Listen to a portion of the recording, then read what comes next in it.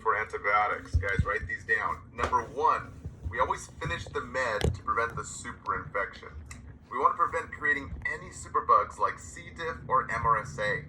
So guys, the key words: take until all the med is finished, and do not stop taking when feeling better. Guys, always educate the patient to finish these meds. Number two is accidental pregnancy for Cillins and cyclings. So guys, remember the 3 C's. Childcare for Cillins, like penicillin, and cycling, like doxycycline. Key words here for the NCLEX is oral contraceptives are ineffective. So we, keyword, use additional contraception, like an IUD. Now test tip number 3, no alcohol. Guys, antibiotics are hard on the liver, and so is alcohol. Now test tip number 4, no food for MTF. So just think, move the food. M for macrolides, like azithromycin. T for tetracycline, like doxycycline. And F for fluoroquinolones, like levofloxacin. Keywords here: take on an empty stomach with a full glass of water. Now, number 5 is no sun, so avoid fun in the sun. So remember, FTS. F for fluoroquinolones, like levofloxacin. T for tetracycline, like doxycycline. And a big one here is S for sulfa drugs. Just think S for sunburns. A big drug here is trimethoprim sulfamethoxazole. Fancy words for the brand name Bactrim. And other sulfa drugs are sulfonylureas like glyburide, the oral antidiabetic, and even diuretics like thiazides and loops. These have sulfa derivatives. So some key words on the exam: their photosensitivity, which means they're sensitive to light. We always avoid direct sun exposure, and guys, a huge risk for sunburn. So wear sunblock and avoid the sun. Now lastly, number 6, super toxic to the kidneys and ears are the ones ending in myosin, like vancomycin, gentamicin, and bleomycin. Guys, just think it's a sin to give a myosin since they're super toxic. So cover your ears and your kidneys. So with myosin, the key points here, guys, write these down: peaks and troughs. If they're too high, then the kidneys will die. And guys, if the trough's too low, then the infection will grow. So we always report signs and symptoms of toxicity. First things first, ear damage, aka ototoxicity. Keywords for the NCLEX is vertigo or loss of balance, tinnitus or ringing in the ears, and for kidney damage is nephrotoxicity. Guys, we report immediately increasing BUN and creatinine, those 2 kidney labs. So creatinine over 1.3 just means bad kidney. And guys, BUN over 20. These numbers should not be increasing. Now lastly, urine output 30 mLs per hour or less usually means kidneys are in distress. Now a little side note here, don't let the NCLEX trick you. Guys, myosin are the most toxic antibiotics. Not thromycin like azithromycin, and not floxacin like ciprofloxacin.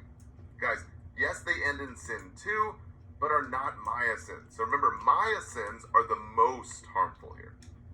Now for broad spectrum antibiotics are Cillins and sporins. Guys, the mechanism of action is that it weakens or destroys the bacterial cell wall, causing lysis or death. So for penicillin, they end in cillin, like amoxicillin or ampicillin, and even piperacillin and tazobactam, which is kind of the outlier there. Now, cephalosporins start with ceph, like cephalexin, brand name Keflex, and cefazolin, and even ceftriaxone, the brand name Rocephin. Now, both are considered pregnancy safe and breastfeeding safe, but there are some specific differences.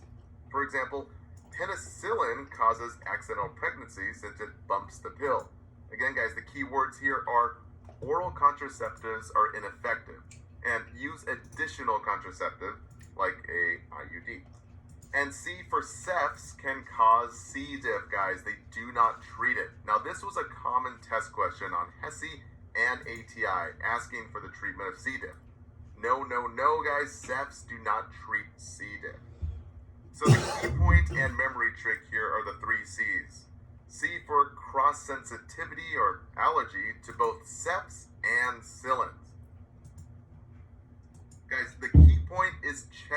allergy before giving either. Since these drugs are structurally and chemically similar, cefs-and-xylins, they can't be mixed. And an allergy to one usually means an allergy to the other. Now, you can mix nearly every other antibiotic except cefs-and-xylins. And 40% of students usually get that wrong on exam. So common NCLEX terms are anaphylaxis reaction between xylins and cefs. Guys, the nurse should always clarify the prescription and always request a new medication. Now, anaphylaxis occurs more with penicillin than any other drug. And since allergies can range from mild to severe, guys, the key point during a reaction, write this down. Stop or hold the medication, then assess the type of reaction, and always listen to the lungs or auscultate the lungs. Lastly, epinephrine prepared to administer. We're always assessing for the type of reaction first. Common on the NCLEX and exit exams, we do this before calling the doctor or HCP and before calling pharmacy. Guys, assessment always comes first and then intervention second. Now, as far as administration with xylins, the key terms here are we take with food if GI is upset. So nausea, vomiting, and diarrhea. And we shake well before using it. Always shaking it before we are taking it. Use a correct measuring device, Doppler or oral syringe. Guys, never a household spoon. Usually a common distractor there. And lastly, common side effects. Cefs, we usually get diarrhea, but commonly antibiotics cause diarrhea anyways. And xylins, big key word here is bleeding, so we monitor the platelet count. Now for the big guns, for the superbugs, known for their very toxic effects, killing the kidneys and the ears. So we have two classes of drugs which kill the two kidneys and ears when they're toxic. First is the glycopeptides class, including vancomycin, which we can think is very toxic. And we also have aminoglycoside class, including tobramycin, gentamicin, and mealyl. Now again, both these guys end in mycin, so think it's my sin to give a mycin, since they're super toxic to the ear and kidney. And the main thing is to monitor the drug concentration in the blood. Again, remember, too high and the kidneys die, and too low, the infection grows. So the key words to know for the exam is peaks and troughs. Always checking 15 to 30 minutes before the next dose or before the next administration. Guys, we always draw and review the levels. The range must be between 10 and 20 to be in therapeutic range. Again, guys, too high, the kidneys will die. So we always report and hold over 20. And we're reporting signs of toxicity. Ear damage, known as ototoxicity. So we're monitoring for hearing and balance changes. Again, the NCLEX keywords here is vertigo or loss of balance, and even ataxia, inability to walk, and also tinnitus or ringing of the ears. Usually these are the first indications of kidney toxicity. Now, speaking of kidney damage, nephrotoxicity, mentioned over and over in many quiz banks. Guys, we're reporting and notifying the HCP of increasing BUN and creatinine. So creatinine over 1.3 means bad kidney, and BUN over 20 is definitely not good. And lastly, guys, urine output 30 ml per hour or less usually means the kidneys are in distress. Now, specific to vancomycin, given for very serious infections like MRSA and C. diff in the gut. Guys, these bugs are hard to kill, so vanco is some pretty powerful stuff, and consequently, it burns during administration. So nursing considerations, think vanco burns the veins, causing thrombophlebitis. Or vanco is very irritating to tissues, so it's usually given via PICC line as preferred route. So the key point is to assess the site every 30 minutes for pain, redness, and swelling. Guys, make sure the IV is working and patent before administration. Now, the next big key term is red man syndrome, caused by rapid infusion. Now, this is when we have a sudden onset of severe hypotension or low blood pressure, flushing and pruritus, basically itching, and a big red rash on the face, neck, chest, and extremities. Again, it's not an allergic reaction, so Redmans is from a rapid infusion. So simply slow the infusion. So once again, the key words is monitor blood pressure, guys. That's the biggest priority. And infuse slowly, at least over 60 minutes. Remember, fast infusion means flushing. Now, the NCLEX wants you to be a safe nurse and wants you to know the difference between the common Redman syndrome and the deadly anaphylactic allergic reaction. So, guys, the key words to look for anaphylaxis, so write these down: hives, angioedema, and wheezing. Guys, any respiratory distress or sign and symptom, guys, this is not Redman syndrome. This is a very serious allergy. So immediately stop the infusion and administer epinephrine. So remember the acronym EPI for when to administer epinephrine. E for edema or angioedema, P for pruritus and hives, and I for inspiratory and expiratory wheezes. Now lastly, don't get tricked on the NCLEX. Vancomycin does not affect magnesium levels. So there's no effect on mental status or DTRs. This is usually magnesium. And there's no effect on nausea vomiting like most antibiotics. So there's no need for anti-nausea meds. Now as far as aminoglycoside, the indication is used to treat infections in cystic fibrosis. And it's different than vancomycin in that there's no Redman syndrome. And its mode of action is a little bit different in that it blocks the synthesis of bacteria to stop the bacterial growth. But guys, the NCLEX does not focus on this. It rather focuses on ways that the drug can harm the patient. So for toxic effects, the key point here is that it's very toxic in combination with vancomycin. So ear toxicity as well as kidney toxicity, aka ototoxic and nephrotoxic. You may need to stop the medication to prevent deafness. So guys, always notify the HCP of increasing BUN and creatinine. The key word here is increasing. So you have to know your kidney numbers. And guys, we have an increased risk for toxic effects in the elderly populations as well as those with decreased renal function, as well as when giving in high doses. Now, a common distractor on most select all apply questions is the normal effect of muscle aches and cramping. Now, it's contraindicated in patients with neuromuscular diseases, but for patients without the disease, guys, it's a normal finding. So there's no need to report or notify and no need to stop the infusion. This is a very common mistake most students make on exit exams as well as the NCLEX. Next up is macrolides ending in thromycin like azithromycin or erythromycin. Guys, yes, it's true, they sound a lot like our other mycins, but these are thromycins, not just mycin. So it's not too hard on the renals or ears, but they're dangerous in their own way. So the key points to write down here is prolonged QT intervals. That could lead to cardiac arrest. So we always monitor the ECG and report changes to the doctor or HCP. So the memory trick is thromycins, they throw the ECG wave for prolonged QT intervals. Now they're also hepatotoxic or liver toxic. So we monitor liver labs, the ALTs and ASTs, and report increases to the HCP. And guys, be careful with acetaminophen for fever during an infection. Tylenol is very liver toxic. Now, common side effects here, so don't be tricked. Common test questions asks if you stop giving the medication during nausea and vomiting, fever, or decreasing WBCs. Guys, nausea and vomiting is common since it's taken on empty stomach. Fever is expected during an infection, so we keep on giving. And decreased WBCs means the infection's improving. So don't be tricked. Next up is tetracyclines ending in cycline like doxycycline.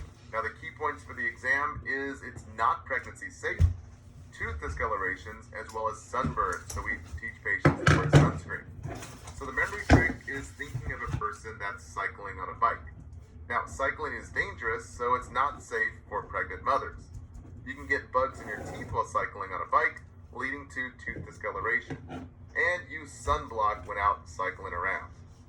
Now the big indication is mainly used for skin acne. And the mechanism of action is that it blocks protein synthesis to stop bacterial growth. Now for patient teaching, the big key terms for the exam is number 1, use additional contraception.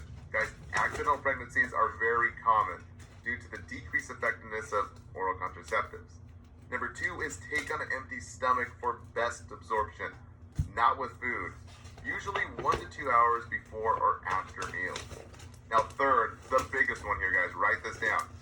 Sit up 30 minutes after taking. Do not lay down. The pill-induced esophagitis is really the biggest side effect.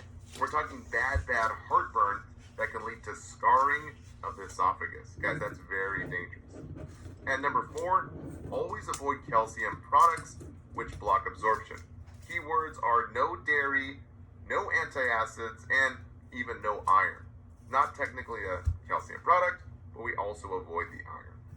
Next up is metronidazole, brand name Flagyl, ending in dazzle. So the key points here is it's the number 1 drug used to treat C. diff infection, that superbug inside the gut. Now guys, write this down. The NCLEX will try and trick you with ceftriaxone, which actually causes C. diff. Now majority of students get confused and get this wrong. Now it also treats STI, or trichomoniasis, basically a sexually transmitted infection. This term came up a few times in the NCLEX exams. So think dazzle in metronidazole like there's nothing dazzling about C. diff or STIs. Now the next key points are to avoid ETOH or alcohol both during and 3 days after the treatment. Now this was mentioned in several sections in both ATI and HESI. Guys, patients will have violent vomiting and cramping if alcohol is consumed during or after treatment. Now the side effects that are normal and no need to report are number 1, dark urine or discoloration, brown and rusty, as well as metallic taste. So just think metronidazole has a metallic taste. Now the deadly side effects, guys, report, please, any new rash or skin peeling. This is likely Stevens-Johnson syndrome, which is necrosis of the skin and mucous membranes. So always teach patients to report these immediately. Now for the memory tricks, we use metro for metronidazole, M for metallic taste and dark urine. Now again, this is normal. E for ETOH, basically avoid the alcohol. T for it treats C. diff and that STI, trichomoniasis. And R for rash and skin peeling, that is what we report. And O is for O, not dazzling, because there's nothing dazzling about C. diff or STIs.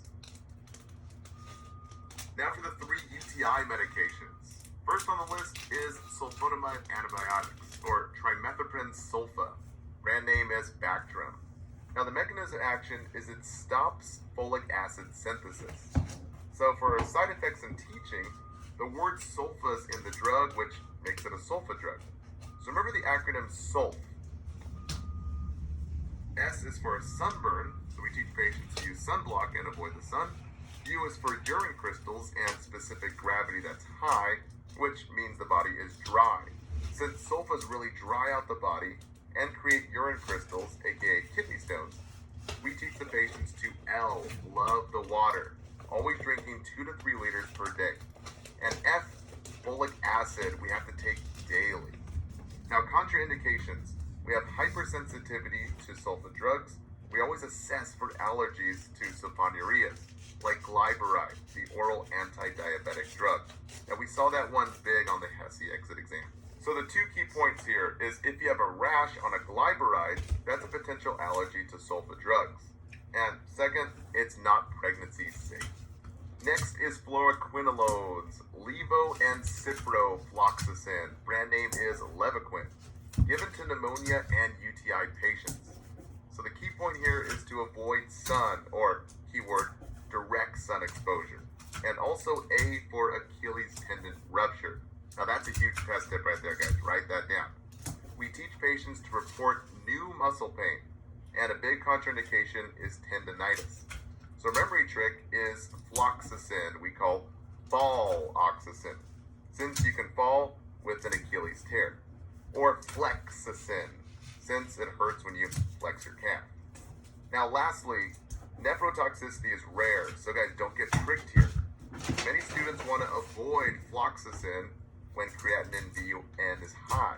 So students get confused with floxacin because it sounds very similar to myosin and vancomycin and gentamicin. Guys, those are the antibiotics that kill the kidneys. So be careful with those mycins and not fluoxetine. Now our last drug is not an antibiotic. We have phenazole pyridine. Our brand name is pyridium. It's a UTI analgesic given for pain relief during that burning and irritation of UTIs. So some instructors stress the pyro in pyridine like a pyro fire, since it's used to ease the fiery burning sensations of UTIs, and since it turns the body fluid red and orange like a fire. So the key point here, guys, write these down. It's normal. There's no need to report those red and orange urine and body fluids. But we do report liver toxicity symptoms, like yellow skin and sclera. This is known as jaundice. Now that was a big HESI question. Now, since pyridine stains the underwear and clothing and bedding, we teach patients to wear sanitary pads and also wear glasses instead of contacts while taking this med. And we also teach never stop antibiotic therapy, not even when you're starting to feel better. Commonly, patients feel better and then they stop taking their med and think the infection's gone. So when they stop taking their antibiotic, guys, this is a big no-no. Always teach clients to finish the entire course of antibiotics. Now that is always on exam. Now some common NCLEX questions from our 10,000 question review. First, what is the best action for the nurse to take before administering amoxicillin to a patient with allergies to lefloxacin and ceftriaxone? So guys, the NCLEX wants you to follow nursing process. Always assessment of the patient first, intervention second, and then reassessment. So number one, clarify the order with pharmacy. No, guys, we don't do this before assessment of the patient. Option two, ask the patient about the type of reaction they had to ceftriaxone. Yes, guys, this is the correct option because cephs and cillins have the cross sensitivity here, aka allergies. So the NCLEX wants you to do key term, clarify or assess the patient first. In this case, we're assessing the type of reaction. Now, the deadly anaphylactic reaction involving respiratory issues is the thing that we're looking for there. Now, option three, notify the HCP of the allergy. Guys, not before assessment. We always assess first. And option four, we don't do. Administer meds. No, we don't do that. Question two, which medication can cause yellow sclera and clay-colored stools? Select all that apply. Now, guys, the big thing here is liver toxicity. Key term is jaundice. So, yellow sclera of the eye or skin, and even clay-colored stool. Erythromycin and phenazone pyridine. So, guys, those are the two ones that are most liver toxic. All the other ones are not as liver toxic. Now, question three, a patient is in sepsis and prescribed several antibiotics during their hospital stay. What patient teaching should be included? See exhibit of list of medications. So guys, levofloxacin and doxycycline, both no sun exposure. And cycling, guys, is not baby safe. Just think about cycling on a bike. It's not safe for pregnant patients. And vancomycin, remember, these are mycins. They kill my kidneys. It's my sin to give a mycin. So guys, creatinine over 1.3, bad kidney. Urine output 30 mLs per hour or less means the kidneys are in distress. And azithromycin, guys, it throws those QT intervals and throws the liver out of whack. So once we know that, the options are easier. So option one, avoid direct sun exposure. Yes. Number two, oral birth control is ineffective. Yes, that's correct. Number three, take until symptoms subside. No, guys, a big thing with antibiotics here. We take the entire medication, finish it out, or take the full course. And no, we do not stop when we're feeling better. Number four, monitor QT intervals. Yes, guys, for that thromycin that throws or prolongs those QT intervals. How about number five, supplement with vitamin B6. Guys, no, that's usually for INH, a TB medication. And lastly, number six, monitor creatinine and BUN. Definitely for Vanco or any type of myosin. Kidneys, guys, gotta monitor those kidney labs. Now,